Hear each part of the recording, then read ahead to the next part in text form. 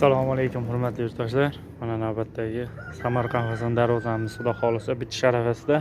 Mana Toshkentga, Angrenga xudo xolisa mana stiklavata to'ldirib solganmiz.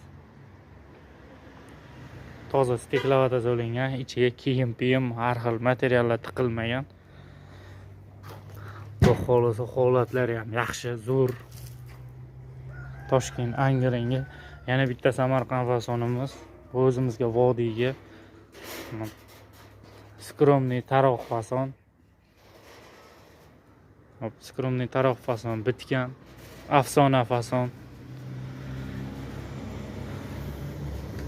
Mana xudo xolisa har bittasini o'zim akkuratni qilib svarkadan chiqardim. Xudo xolisa kraskaga shoshilmasdan tashlaymiz, chiroyli qilib bitirishlar uchun.